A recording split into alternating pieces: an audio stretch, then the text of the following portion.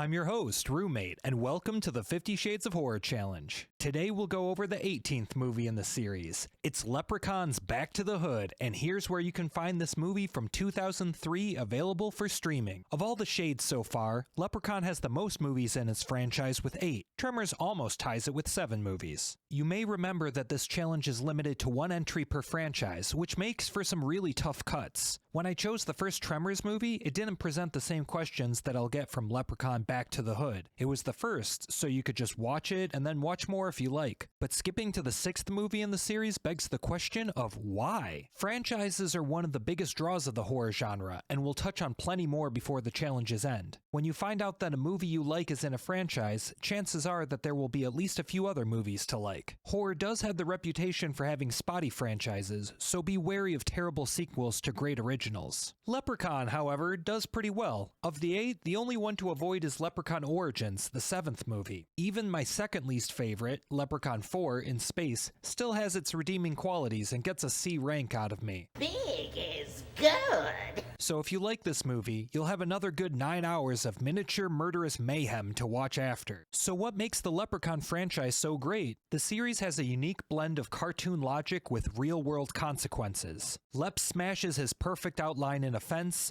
backfires a gun with his finger in the barrel, flattens a guy's head with a plate, and more. But when this happens, it's not like a cartoon where everyone ends up alright in the end. Only the little green man escapes unscathed. If Lep shoves your head in a mailbox, you can't just pull your head out in the shape of the mailbox, then blow into your thumb to fix your head shape. You're just gonna die from head trauma. So while the movies are funny, you'll still be invested in the outcome. They're silly enough for the audience that they don't get too scary, but in-world the threats are serious enough to keep the stakes high. And matching the fun tone of the story is its antagonist, the gleefully mischievous Leprechaun himself. Unless there's a significant mystery theme to your horror movie, I think that they work best when the villain is easy to understand. Leprechaun is simple. He wants his gold. In most movies, his pot of gold is stolen by someone, and then he seeks his revenge, which I can relate to. Who wants their gold stolen? Makes you wonder how bad would the Leprechaun really be if no one had wronged him. As long as your villain poses a serious threat to the protagonist's goals, you might as well make them as charming as possible. And despite his gruesome appearance, the Leprechaun's charm invites you to chuckle along with him as he does his evil deeds. While he loves his gold above all things, his love for getting his wicked vengeance from those who wrong him takes a close second. Usually he has telekinetic powers, so if he wanted to, he could dispatch people before they even realize he's there. But that would rob him of watching them squirm as they feebly attempt to escape. He really just likes to clown on people. There are probably more torturous deaths than being trounced by the lep while he recites a limerick, but name a more embarrassing way to bite it than a leprechaun crushing your chest with a pogo stick while he sings a parody of This Old Man. This old lep,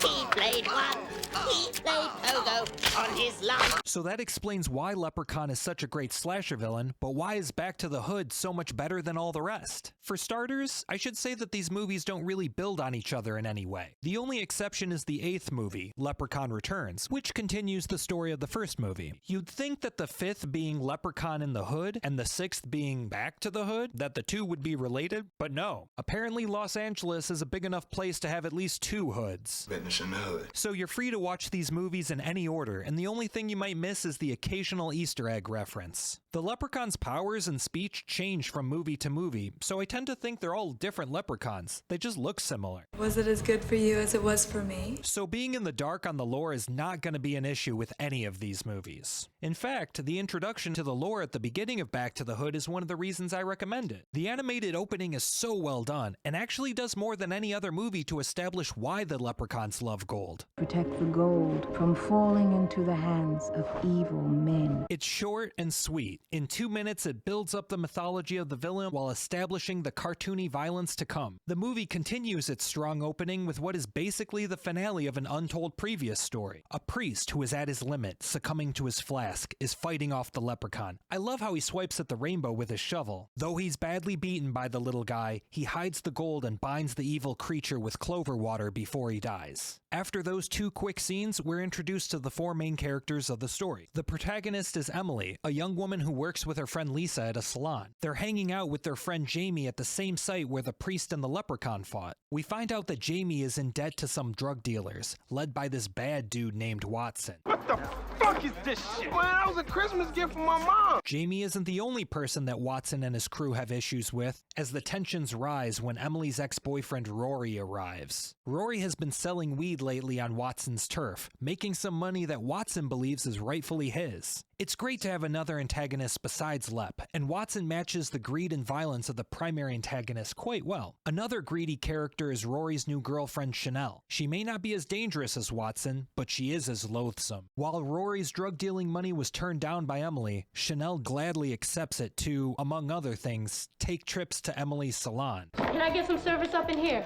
This awkward dynamic is one that's easily relatable, and making Emily likable is one of this movie's strengths. Emily and Lisa are decent people in an indecent world, struggling to make ends meet while not cutting any moral corners. So the money-hungry stage is set. After falling into the basement of the abandoned community center, she finds Lep's gold. In her kindness, Emily shares the gold she finds with Lisa, Jamie, and even Rory. She only has one stipulation for Jamie. You cannot use the gold to buy bud. No bud. Damn! But of course he doesn't listen. Jamie's predilection for the ganja is truly the movie's strongest element. Boy, you talking to that dog again? While Emily and Lisa get some nice new clothes, and Rory gets some for Chanel, Jamie seriously stocks up on his greenery. He even has enough to share some with a random guy he meets at a party. Yes, that will put you on your ass. Man, I need to get high right now. Which is when the leprechaun finally returns. Oh, this is some good shit. This scene is the leprechaun at his most jovial. He was pretty chill when he met Elvis in the third movie. Fine suit of clothes, lad. Well, thank you very much. But sharing a bong goes beyond that. Woo! And he would have stayed chill too, if the guy had just given the leprechaun back his gold. Where'd you get that? Oh, hey, man, you worry about that. That's me gold. I'll give it back. Man, I'm gonna get you high. Do you have the nerve to ask me for my money, man? He only found it a minute ago after all. But he's greedy, and so he gets his punishment. And bong impaling is easily the best kill of the series. It even fills with blood. Classic. As if that wasn't funny enough, we get great slapstick between Jamie and Lep. Jamie keeps turning his back at just the right moments not to see him. Lep sneaks bong rips and stuffs his face with munchies, with Jamie too stoned himself to realize that he's mere feet away from an ancient murderer. He even unwittingly traps Lep inside the fridge, but Lep doesn't care. His gold will be there tomorrow. Time to hotbox the icebox.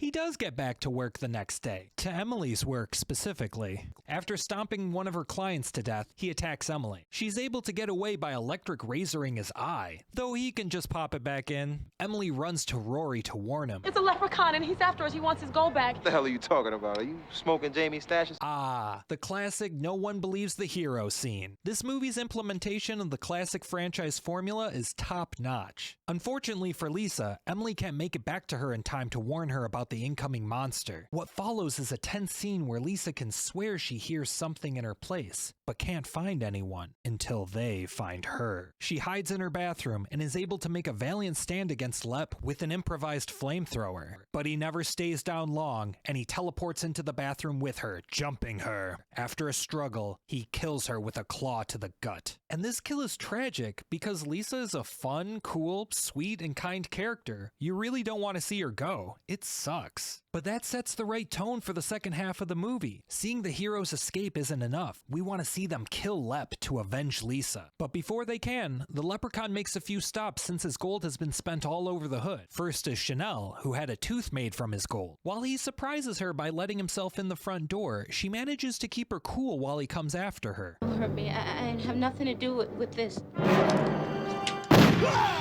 After getting the drop on him, she shows how she revels in a bit of violence herself. Leprechaun.